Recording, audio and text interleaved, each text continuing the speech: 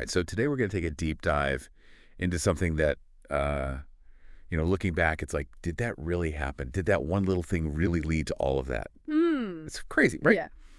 So we're talking about Syrian Revolution, Okay. specifically like the very early days. And there's this idea that like a graffiti slogan might have played like a huge role in the whole uprising. Yeah, that's what's so captivating about this period. It's just the amount of tension that was brewing, right? I mean, imagine like a whole society that's just been simmering under decades of like oppression. Like literally any public dissent could be met with just brutal consequences. Yeah, it's 2011. The Arab Spring is like going on all around them. Right. And you've got all these long-standing dictators that are being like toppled left and right. Yeah. But then you have Syria under Bashar al-Assad, and it felt different, Yeah. like more tightly controlled. Absolutely. And it seemed like change, like if it was going to happen at all, it was going to be super slow and painful. Yeah, except change often comes in these unexpected ways. And in this case, it started with, a group of teenagers in Daraa. Oh, yeah. And Daraa was already known for kind of its history of dissent against the Assad regime. And they decided to spray paint a message on a wall. Just this very simple message. It's your turn, doctor. Oh, wow. Which, kind of a bold move, right? Because they're directly referencing Assad's background as an ophthalmologist. Like it's almost chilling, right? This like small act of defiance. It's a message on a wall is like a challenge straight at the regime. Yeah. And the regime's response was very swift and very brutal. Yeah. The kids were arrested and, there were reports of torture. And this kind of sparked these protests, which were met with even more violence. And suddenly that one act of graffiti became a focal point for all this pent-up anger and frustration that had been simmering beneath the surface for years. And that's where, I guess, the story of Hamza Ali al-Khatib comes in. Yeah. He was a 13-year-old boy who was detained during those protests. Yeah. And his case became like a total lightning rod, like a symbol of just how brutal that regime was. Yeah. What's really striking about Hamza's story is how quickly it spread, both within Syria and internationally, thanks to social media.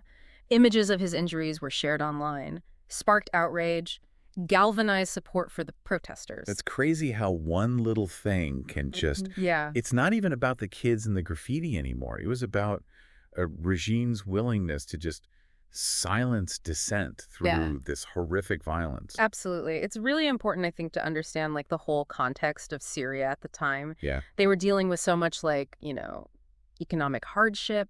Corruption was just rampant, and there was just this deep desire for political freedom. Yeah. All of that, along with the Arab Spring, that was happening around them. It was like a powder keg. Yeah. So it wasn't just about some graffiti on the wall. It was about like a whole system that was just not working. Exactly. And, the graffiti and then the way the regime just reacted so harshly, it was like the spark that ignited the fuse. Totally. The regime was so used to just, ruling with an iron fist. Right.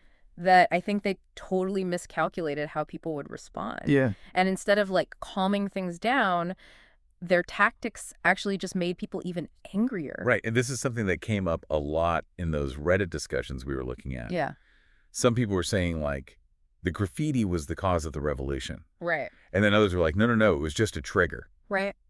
So like, what do you think? Well, I mean, it's history. It's rarely that simple. Right. Like saying that one thing caused this huge event, it's almost always an oversimplification. Yeah. Like the revolution was kind of inevitable in a lot of ways. The conditions were there, and the graffiti, along with how the regime reacted it, was a catalyst. It's like the straw that broke the camel's back. Exactly. The weight was already there, and then boom. Yeah, and you also have to remember that this wasn't happening in a vacuum. Right. The Arab Spring was happening all around them. People in Syria were watching dictators fall in Tunisia, Egypt, Libya. Wow. That sense of upheaval in the region definitely contributed to what was happening in Syria. It was like a domino effect. Yeah. And then you bring in social media, which just amplifies everything. Oh, absolutely. Like suddenly news and images were spreading so fast, and the whole world was watching, and the Syrian people weren't alone anymore. Yeah, social media became this powerful tool for activists. Right. They could organize, they could share information, Yeah. and they could get international support. It was a whole new dimension to revolutions. Yeah. And it was something that the Assad regime, they just weren't ready for. It's amazing how like spray paint and a few words can have such a huge impact. It really is. It shows just how powerful symbols can be. Yeah. Like that message resonated with so many people, and it pushed them to action. And it also shows how fragile power can be, especially when it's all based on fear and repression. Yeah. The regime trying to silence those kids, it totally backfired. Wow. That one little act of defiance turned into a rallying cry for a whole nation. Like you think about those teenagers, and what were they thinking when they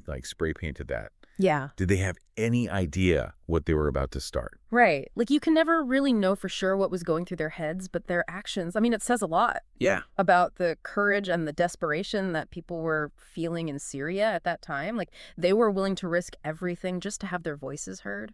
It's inspiring. Yeah. Like their bravery, it made other people brave. Mm. And it inspired them to stand up and be like, yeah, we want change too. Right. Even when they were facing, this incredible force. Yeah. And that's what's so powerful at these moments. Yeah. They show us that even the smallest act of defiance can, chip away at these authoritarian regimes. Yeah. It's like that Margaret Mead quote, right? Yeah. Never doubt that, a small group of thoughtful, committed citizens can change the world. Oh, yeah, I love that. That's the only thing that ever has. Exactly. And the Syrian Revolution in those early days, it was a perfect example of that. Yeah. And it reminds us that history isn't just made by, presidents and generals. Right. It's like everyday people, teenagers with spray paint. Yeah.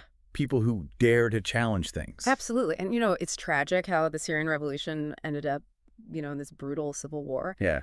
But those early days, those protests, they give us this glimpse of what's possible. The Yeah. power of people coming together wanting freedom. So as we wrap up this deep dive into the Syrian Revolution, what are the big takeaways? What can we learn from all this? Yeah. What does it tell us about the world we live in now and the potential for change? Well, I think the biggest thing is that we should never underestimate those little acts of courage and defiance. Yeah. Those small moments, they can have a huge impact and inspire other people to get involved and really create momentum for change. Yeah, it also makes you think about all the stuff that's going on around us. Right. All those little injustices, those whispers of discontent. Because those whispers, if we ignore them, Yeah. they can turn into this roar that can change everything. And like we saw in Syria, all it takes is a spark. Yeah, A message on a wall to start that fire. absolutely. And with that in mind, we'll leave you with this thought. What small acts of defiance are you seeing around you?